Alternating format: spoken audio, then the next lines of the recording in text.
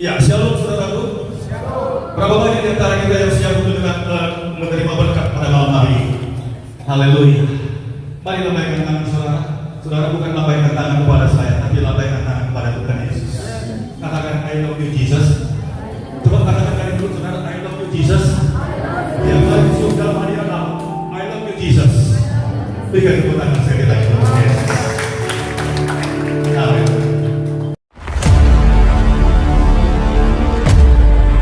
Segala sesuatu yang masuk lewat mulut keluar lewat mulut. Dan tidak mungkin ada orang kerasukan roh jahat kalau tidak orang itu pernah jadi tumbal reset. Dalam nama Yesus. Dalam nama Yesus. Dalam nama Yesus. Menjauhi kejahatan. Tulang ini punya kerajaan surga dalam amin. Yesus sangat tahu bagaimana cara menyembuhkan orang buta itu. Dia ambil keputusan dan Dalam nama Yesus. Jangan lama-lama. Aku perintahkan engkau demi nama Yesus. Ya, kita buka kitab Markus pasal 7 ayat 24 sampai 30 saja. Markus pasal 7 ayat 24 sampai 30.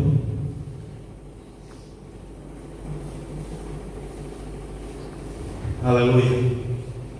Markus ayat 7 ayat 24, Markus 7 ayat 24 sampai 30. Judulnya apa di sana, saudara? Judulnya di sana apa? Perempuan Sirofenisia yang percaya. Haleluya. Kita lihat ya, ayat 24. Lalu Yesus berangkat dari situ dan pergi ke daerah Tirus. Ia masuk ke sebuah rumah dan tidak mau bahwa ada orang yang mengetahuinya, tetapi kedatangannya tidak dapat dirahasiakan. Saudara, tadi malam kita sudah belajar bagaimana Yesus itu adalah seorang yang viral. Amen. Dan kemana Yesus pergi, orang-orang sudah tahu bahwa Yesus itu adalah seorang yang penuh dengan kuasa. Katakan Yesus itu seorang yang penuh dengan kuasa. Jadi nama Yesus, bahkan pribadi Yesus itu sudah tidak asing lagi. Dia terkenal. Kenapa saudara? Yesus pernah menyembuhkan orang lumpuh. Amen.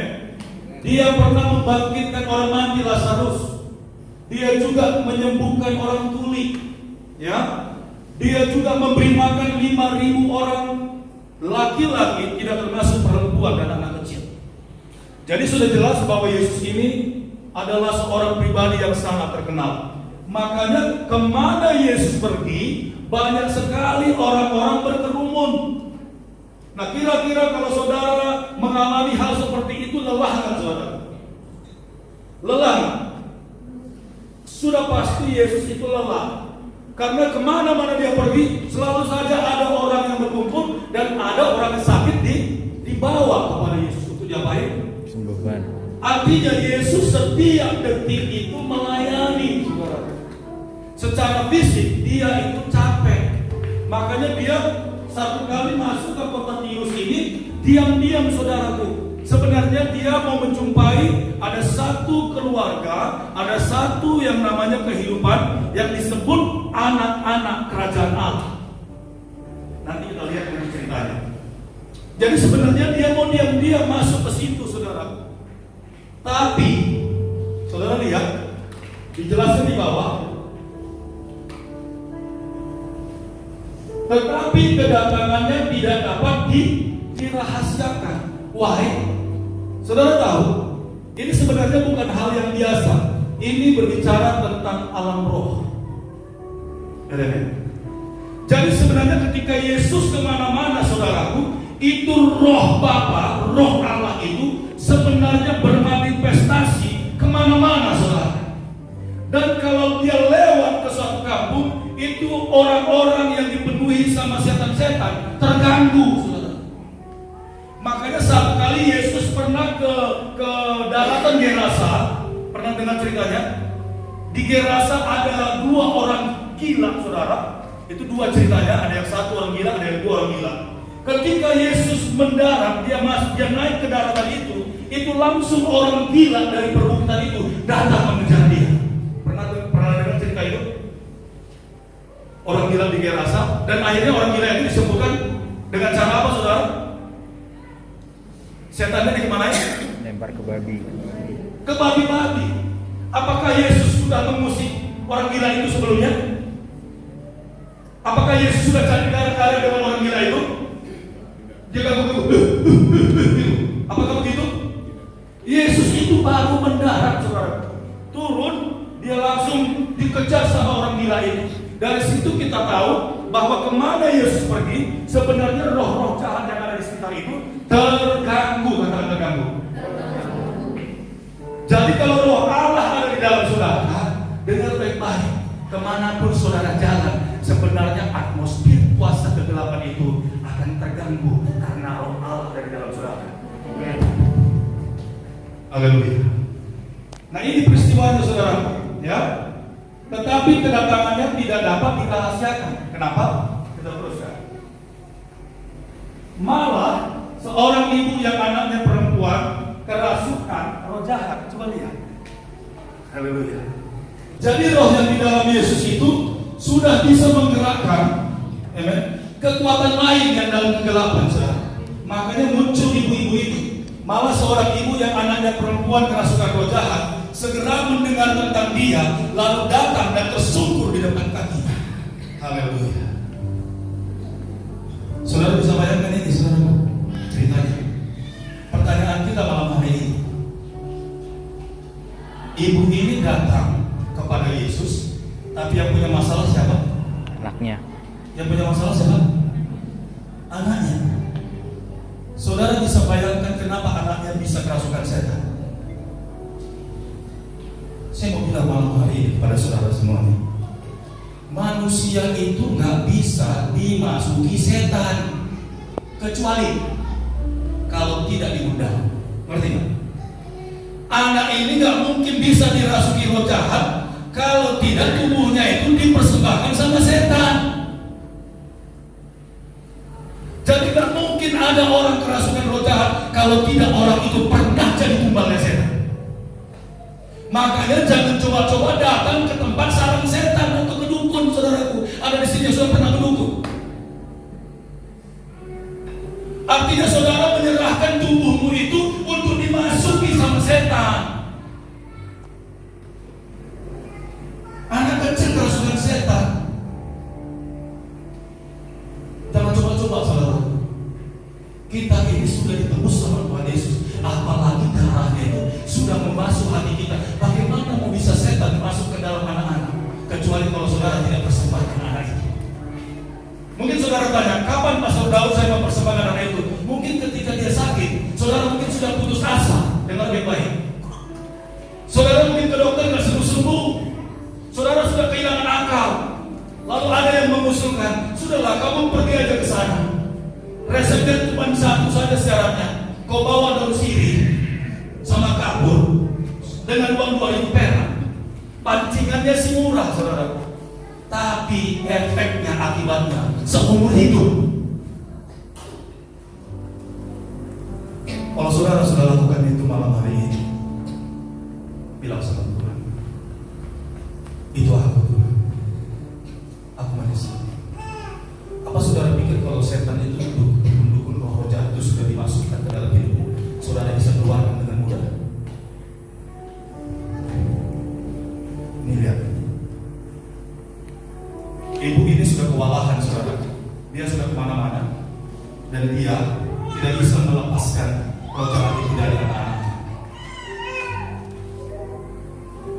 Naik lagi, lalu datang dan tersungkur di depan kaki Yesus. Perempuan itu seorang Yunani, perhatikan. Perempuan itu seorang Yunani, bangsa Siro-Fenisia. Identitasnya dikasih tahu. Seorang Yunani. Anak muda di sini, ada yang tahu ibu kota Yunani? Yerusalem. Coba dong. Yang belajar. Coba cari di Google. Nah, kita harus cari Google dulu kan. Selama ini kita baca lewat aja.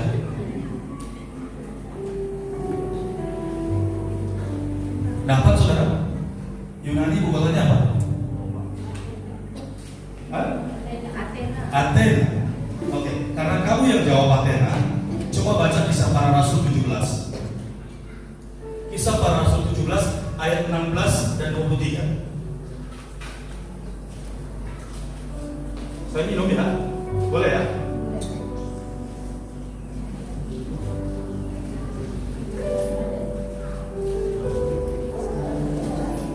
Kisah Rasul pasal 17 ayat 16 dan 23. Coba baca. Tadi ada mic-nya. Bacakan aja pakai mic ya, biar suaranya kencang. Kisah Rasul 17. Kisah para Rasul 17 ayat 16. Sementara Paulus menantikan mereka di Athena. Tunggu pelan-pelan dong. Sementara Paulus menantikan mereka di Athena. Jadi orang ingat tadi Athena tadi kan? Terus. Sangat sedih hatinya karena ia melihat bahwa kota itu penuh dengan patung-patung berhala. Jelaskan. Yunani ibu kotanya? Athena. Sementara Paulus menantikan mereka di Athena, berarti perempuan Sirofenisia itu dari Athena. Dan di Athena itu, coba saudara lihat, sangat sedih hati Paulus karena ia melihat bahwa kota itu penuh dengan berhala. Semua penduduknya itu punya yang namanya lupa-lupa di rumahnya. Di pinggir jalan suka ada sesembahan-sesembahan. Sama seperti kota Bali, saudara. Kita keluar rumah kadang-kadang di depan ada sesembahan, jalan lagi, di sini lagi, kadang-kadang kita udah goyang-goyang jalan karena banyak sekali sesembahan di sana. Orang-orang kalau bikin sesembahan itu mereka menyembah siapa? Halo? Menyembah Tuhan Yesus? Sudah jelas.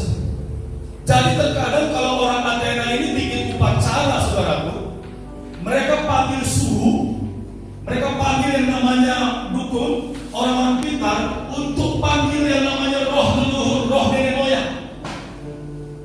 Mereka nggak tahu itu siapa, pokoknya dipanggil, lalu untuk mediasinya diambil anak kecil, lalu disuruh masuk, dia baca-baca, lalu anak kecil ini mulai kesurupan, dia ngomong suaranya persis kayak opung siano.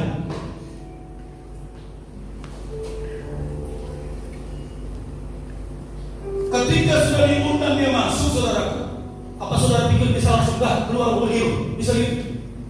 Setiap tempat yang sudah pernah dimasuki setan, itu dia menerangkan, this is my mind, ini punya saya. Kemana pun saudara pergi, kecil, remaja, anak muda, dewasa, orang tua, saudara pikir saudara sudah bebas. Tuhan tahu ada anak-anaknya dia di sana. Itu punyaku. Makanya banyak anak-anak Tuhan itu ketika dia beribadah, dia susah sekali datang dan sampai kepada Tuhan. Kenapa? Pikirannya itu dikuasai sama roh jahat. Kalau dia mau bekerja, selalu jatuh, selalu jatuh, selalu jatuh.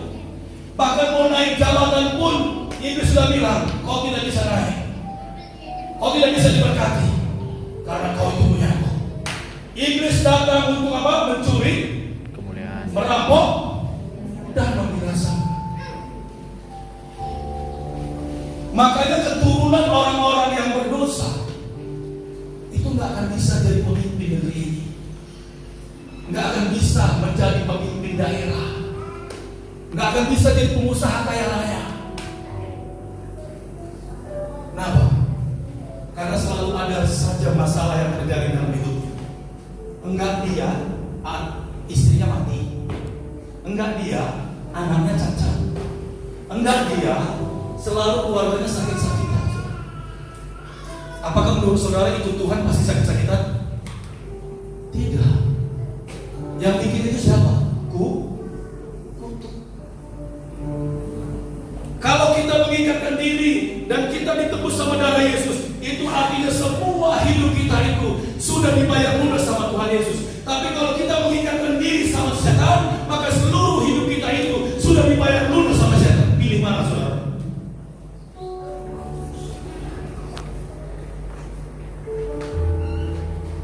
Coba lihat kiri kanan. Kau udah pernah berhubung belum?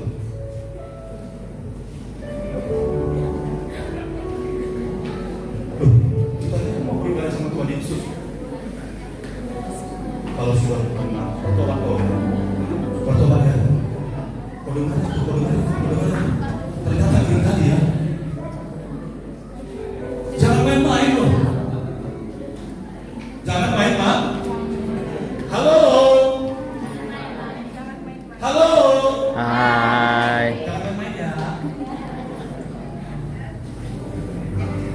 Yesus itu untuk menebus dosa-dosamu itu dia harus bayar dengan nyawa dan hidupnya, darahnya tercurah. Masa kita masih mau lagi sih main-main sama yang tidak benar itu?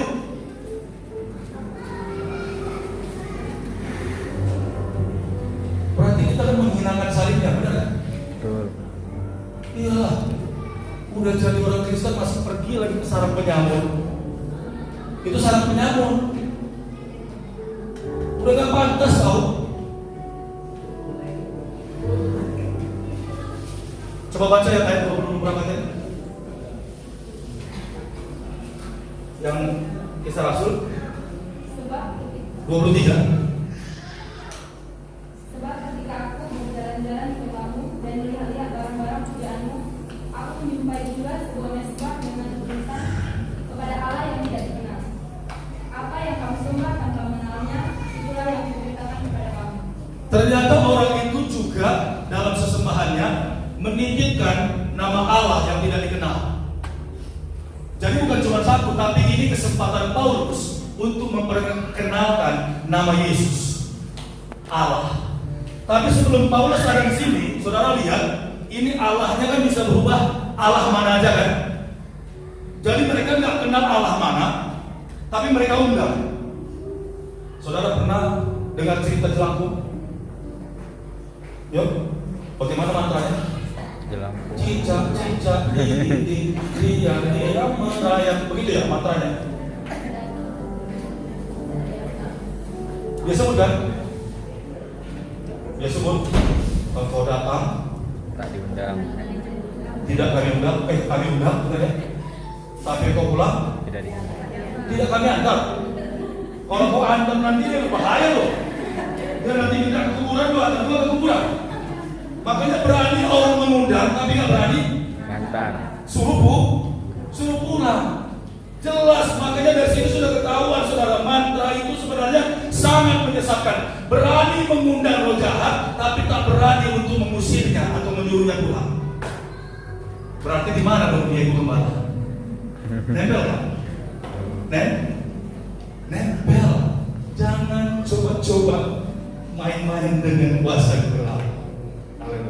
Kita balik lagi ke kitab Paulus tadi. Haleluya, luar biasa ya saudara ya. Ini pengajaran saudara.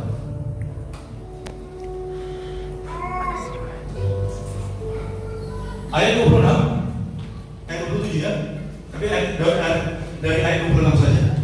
Jadi kalau saya seperti napasnya pendek karena saya untuk biar ada tenaga ya. Perempuan itu seorang Yunani bangsa Syro-Fenisia. Ia memohon kepada Yesus untuk ngapain saudara? Gila ya ini. Gila kan sebenarnya kan? Proses awal tadi. Berani ngundang-ngundang dan suruh masuk ke dalam tubuh manusia, tapi nggak bisa keluarkan. Perempuan itu seorang Yunani bangsa Syro-Fenisia. Ia memohon kepada Yesus, Tuhan Yesus tolonglah anak saya, ada setan di dalam tubuhnya. Kemarin kami ketika upacara Tuhan dan dukun undang setan itu masuk dalam tubuh anak saya jadi mediatornya Tuhan. Tapi akhirnya acara selesai, anak saya sampai hari ini masih kesurupan.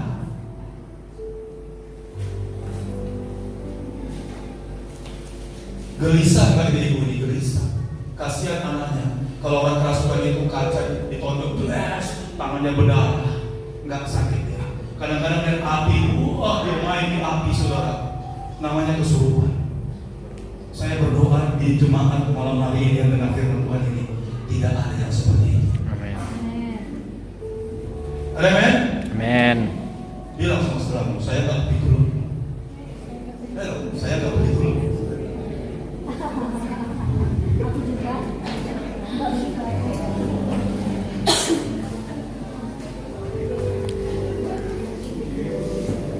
Ayo, coba lihat dari sebelahnya. Jelek-jelek begini, saya nggak percaya itu dulu.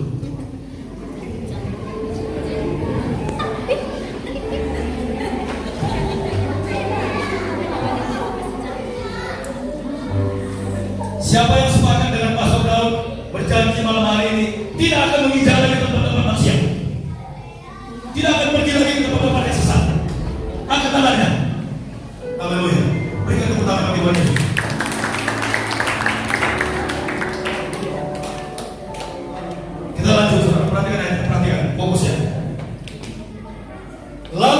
berkata kepadanya, perhatikan ini.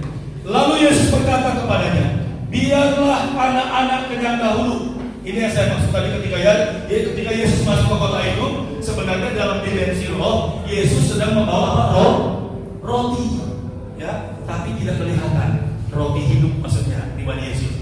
Lalu Yesus berkata kepadanya, padahal perempuan Sirofenisia ini bilang, Tuhan Yesus, tolonglah anak saya yang sedang kerasukan roh jahat. Saya sudah bawa ke dukun-dukun nggak bisa mempan. Saya sudah bawa ke orang pintar nggak selesai. Dia percaya hanya Yesus saja yang bisa sembuhkan. Lalu Yesus berkata menjawab begini, biarlah anak-anak kenyang dahulu, sebab tidak patut mengambil roti yang disediakan bagi anak-anaknya dan melemparkan kepada apa, saudara? Anjing itu siapa? Anjing itu siapa? Anjing itu mewakili siapa, saudara? Perempuan Sirofenisia. Artinya perempuan Sirofenisia ini mau minta roti dari Tuhan Yesus. Tuhan Yesus bilang tidak patut memberikan roti kepada anjing. Sebenarnya roti itu dipersiapkan untuk anak-anak kerajaan Allah. Coba saudara perhatikan lagi ayat berikutnya 28. Tetapi perempuan itu menjawab, benar Tuhan, tetapi anjing yang di bawah meja juga makan remah-remah yang dijatuhkan oleh anak-anak. Wah. Baca lagi selanjutnya 29. Maka kata Yesus kepada perempuan itu, karena kata-katamu itu, pergilah sekarang, sebab setan itu sudah keluar. Dari mana, saudaraku? Anakmu. Dari anak-anak. Saudara lihat, perempuan itu datang minta tolong sama Tuhan Yesus. Lalu Yesus jawab, tidak patut memberikan roti yang disiapkan bagi anak-anak kerajaan Allah dan melemparkannya kepada anjing. Tapi anjing itu, si perempuan Sirofenisia itu bilang, Tuhan benar. Tapi anjing itu di bawah meja itu hanya makan dari remah yang jatuh dari meja tuannya. Saya mau bilang begini, saudara. Roti itu adalah firman Allah. Amen. Coba saudara bayangkan, remah-remah roti aja yang jatuh dari meja tuannya bisa mengusir setan. Halo? Perhatikan ayat ini. Remah-remah roti yang jatuh dari meja Tuhan yang bisa mengusir setan, apalagi roti yang utuh itu. Bukankah roti yang utuh itu Tuhan Yesus persiapkan buat saudara? Amin. Ada ya? Roti yang utuh itu Tuhan berikan kepada anak-anak kerajaannya, saudara dan saya. Sementara remah-remah itu cuma jatuh dari meja Tuhan yang sanggup mengusir setan. Lihat lagi kira-kira roti itu ada dalam dirimu ada? Kira-kira roti itu ada di dalam dirimu? Yakin ya? Itu artinya kalau remah-remah aja bisa ngusir setan, apalagi roti yang utuh yang Bapak siapkan kepada saudara, itu lebih jauh, saudara, lebih dasar. Makanya anak-anak Tuhan itu harusnya bisa ngusir setan. Haleluya. Itu setan gak diusir, cuma hanya terima remah-remah bagian daripada firman Allah, sanggup mengusir setan. Apalagi kalau roti yang utuh itu saudara terima, wow, dahsyat sekali. Makanya kalau saudara jemaat di sini punya roti-roti yang utuh semuanya, saya percaya daya ini akan goncang, saudara. Kepala doang yang amin. Kayaknya gak kepingin goncang daya ini. Nggak yakin dengan anak kerajaan Allah?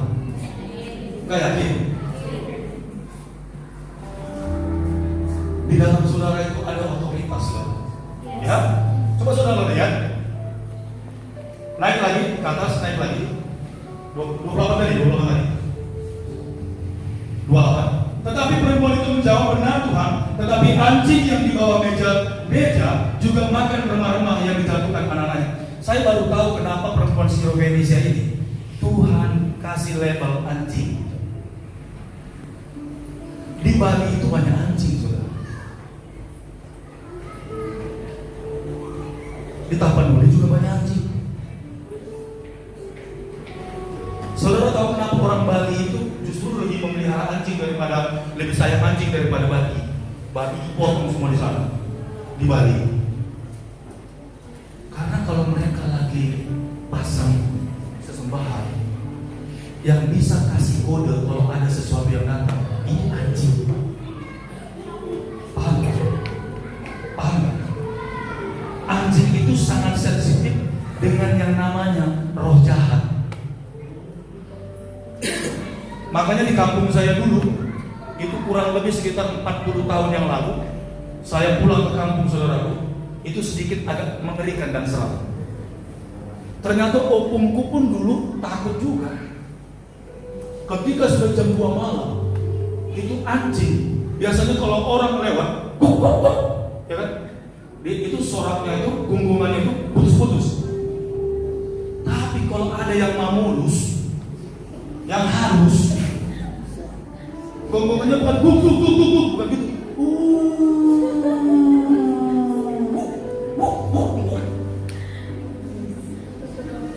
Kalau anjing gonggong manusia, itu ekornya ke atas.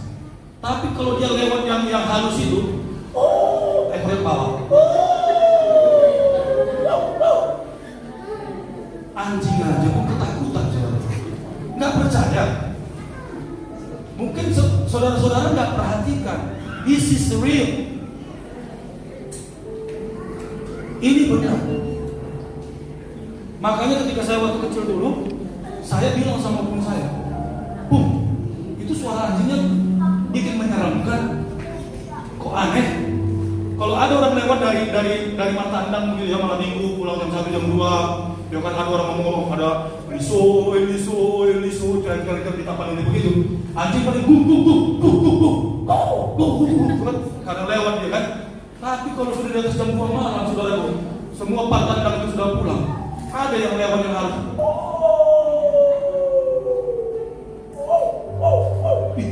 saut-sautan anjing solo sama anjing solo.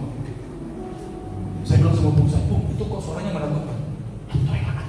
Aduh, ini sih sangat. Ada lewat itu udah, mundur. Saya bilang, saya dikasih kode etik nih. Langsung saya jikar saudara langsung muncul. Saking takutnya saya waktu itu. Tapi memang mama saya juga ngomong begitu. Ada kok besi semua di son. Saya juga paham bahasa Batak. Oh ya Pak, anda mengurus tuh. Kita ngelakuin pulau jebut. Waduh, ngeri juga di kampung-kampung. Ternyata saudara bukan taman ini saja.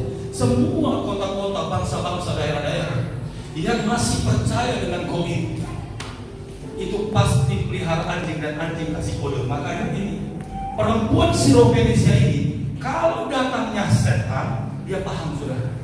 Tapi kalau datangnya Roh Kudus, nggak ngerti dia.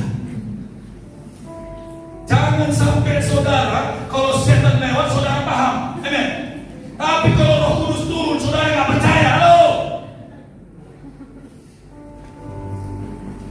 Lebih yakin yang namanya yang setan itu lewat. Tapi ketika Roh Kudus melawan, nyahu. Dan kalau dia lagi tidak mau syawin, nggak yakin saya itu. Makanya Yesus bilang anjing. Saudara pernah bikin persekutuan di satu rumah.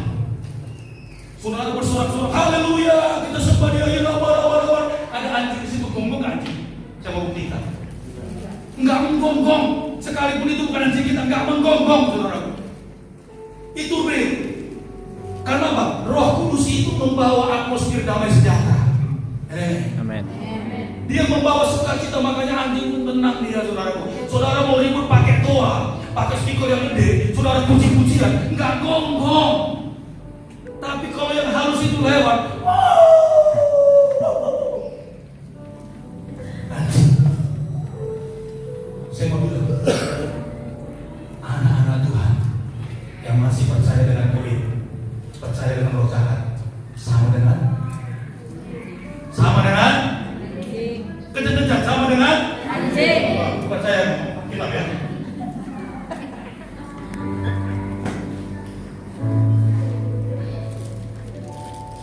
Dahsyat saudara. Tapi puji Tuhan, anjing itu ternyata akhirnya dia percaya. Tuh, Benar.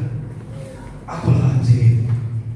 Tapi anjing itu pun mau makan roti remah roti yang jatuh dari meja Tuhannya. Lalu Yesus bilang, karena kata-katamu itulah anakmu pergilah, anakmu sudah disembuhkan. Berikan tepuk tangan dulu dong. Yes, berat banget untuk puji Tuhan. Tepuk tangan sekali lagi buat Tuhan. Haleluya.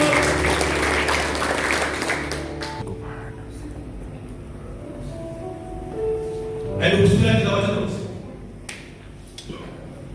Maka kata Yesus kepada perempuan itu, karena kata-katamu itu pergilah sekarang, sebab setan itu sudah keluar. Dasar kan? Cuman terima firman Tuhan, gak perlu tengking-tengking. Setannya mencuat, hilang. Gak perlu pakai minyak, gak perlu pakai air di kokokan. Ketika saudara terima firman Tuhan sungguh-sungguh, lalu ibu, setan yang keluar, lenyap ya. Makanya saudara harus baca firman setiap hari. Amin. Memenuhi saudara. Haleluya. Ayat 30 kita selesaikan.